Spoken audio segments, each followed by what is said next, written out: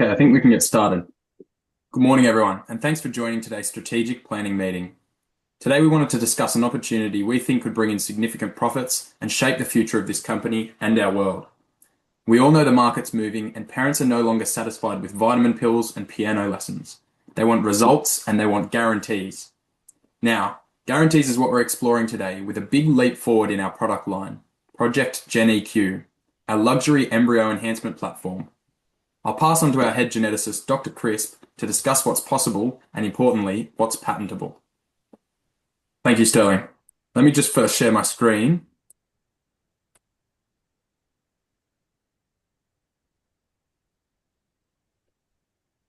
Okay, let's begin with the fundamentals. As we know, the DNA contained in our genes acts like an instruction manual for our cells, providing the genetic blueprint that controls our every trait. Genetic engineering is the direct manipulation of an organism's DNA to alter its characteristics. Recombinant DNA techniques have been employed numerous times, used to produce human insulin, human growth hormone, the hepatitis B vaccine, and superior crops. As Sterling introduced, advancements in genetic engineering have provided us with an opportunity to provide parents with what they've always wanted for their children. Rather than playing the game of chance, we can play the game of design, targeting specific genes to silence, activate, or entirely replace. Therefore, traits once left to nature, intelligence, height, eye color, temperament, predisposition to health abnormalities, can be fine-tuned in the lab. Now, our tool of choice is the CRISPR-Cas9 technology. CRISPR has adapted a naturally occurring system used by bacteria and archaea as an immune defense, providing an accurate and quick method of modifying the genome sequence.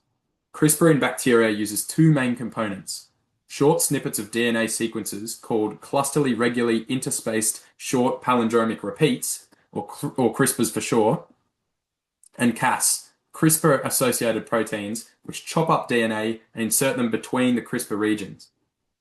These viral codes are then copied into RNA and picked up by the Cas9 enzyme, which searches for and destroys the viral DNA. So CRISPR gene editing technology works by hijacking this Cas9 enzyme with a guide RNA to target what we want, cutting out unwanted genes. By providing template DNA to Cas9, the cells can insert a completely new gene in a process called homology-directed repair, essentially cutting and pasting in desired traits. By targeting the genes in embryos, we could use the CRISPR technology to change the traits of babies, including appearance, cognitive ability, health, and personality. We aim to monetize this through a price per trait strategy, offering the product to high net worth individuals. CRISPR treatment for sickle cell disease, known as Casgevy, has been approved by the FDA since late 2023. This uses CRISPR-Cas9 technology to modify hematopoietic stem cells to enable greater production of fetal hemoglobin, preventing the sickling of red blood cells, with a 93.5% success rate.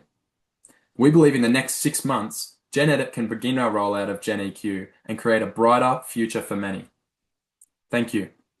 Do we have any questions? Now, I think genetic engineering absolutely has the potential to create a brighter future, but not in the way you're suggesting we use it.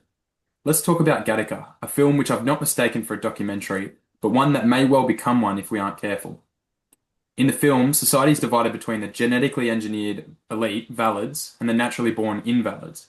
In this world, your DNA determines your destiny, job prospects, health insurance, and even love life, all filtered through a genomic caste system. The director, Andrew Niccol, shows the extreme consequences that can come with such powerful science if it's not properly implemented. Just because CRISPR-Cas9 technology can be used doesn't necessarily mean it should, and helping people over the age of 12 suffering from sickle cell disease is very different to creating designer babies. Vincent, an invalid, is given an expected lifespan of around 30 years with a 99% chance of a fatal heart condition. His younger brother, however, is considered a valid, with his parents going further than simply eliminating diseases and covering other minor genetic factors like left-handedness, baldness, and more, making him taller, stronger, and more elite than his younger invalid brother. This shift from eradicating negatives to nitpicking individual details represents a shift in the film and highlights the importance of regulating new science. Vincent's genetic concerns ruin his prospects of achieving his goal of space travel, and despite his capability, he's turned away from jobs exclusively based on his genetic results. He's eventually forced to assume the identity of Jerome, a genetically superior person who becomes paraplegic due to a car accident. The ultimate irony is that Vincent, the naturally born underdog, outperforms and beats the engineered elites. Not through genetics, but through determination and spirit. Although every parent wants the best opportunities for their children, Gattaca warns us of ways good science can be used for the wrong reasons, and that it's ultimately society's attitude that decides whether something is good or evil. So yes, you might be able to create an improved outcome for certain people, but don't pretend we're improving humanity. We aren't building any sort of future here, but selling it to the highest bidder. But let's not lose sight of reality here. Gattaca is a movie, a cautionary tale wrapped in Hollywood drama. We're in the business of preventing disease and unlocking potential, not discrimination and dystopia. Frankly, I think comparing Gen EQ to a sci-fi thriller is a little bit alarmist. But sir, if I may, you must consider what's happened in the past. Franklin Schaffner's 1978 film, The Boys from Brazil, blends science fiction with historical fact. The film follows a Nazi doctor who attempts to clone Adolf Hitler by implanting the embryos into unsuspecting families around the world. Their goal is to recreate not just a body, but a life and a destiny through genetic control and manipulated environments. Cloning is the process of creating a genetically identical copy of a living organism, cell, or gene. In the case of reproductive cloning, this involves transferring the DNA of a donor into an egg cell that's had its own nucleus removed, creating an embryo that shares the exact genetic makeup of the original. Now, yes, the film is a thriller, and cloning is a different form of genetic engineering to CRISPR, but the horror isn't the cloning itself, but the ideology behind it. The belief that genetics can be used to create greatness, leadership, or superiority displays a similar problem to Gattaca, promoting discrimination and reflecting eugenics seen throughout the world in the 20th century, most notably in Nazi Germany. The idea that Germans were biologically superior to other races forms a fundamental tenet of the Nazi ideology used to justify atrocious acts against people of other race, sexual identity, or beliefs. Joseph Mengele, a real Nazi scientist and antagonist in The Boys from Brazil, personifies the extreme danger of science when conducted under the wrong ideology, an identical underlying theme in both films. So who decides what traits are ideal and which aren't? The parents? Our company? The market? Where do we draw the line here? So before we launch this Gen EQ platform, we must ask ourselves if we're building a better world or potentially creating new tools for old and evil ideas. So firstly, thanks everyone for your valuable insights.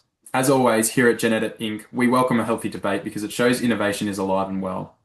I think we can see in both films that genetic engineering is not inherently dangerous, but a powerful tool. Both Gattaca and The Boys from Brazil illustrate that such tools implemented by the wrong people or with the wrong intentions can produce very different outcomes.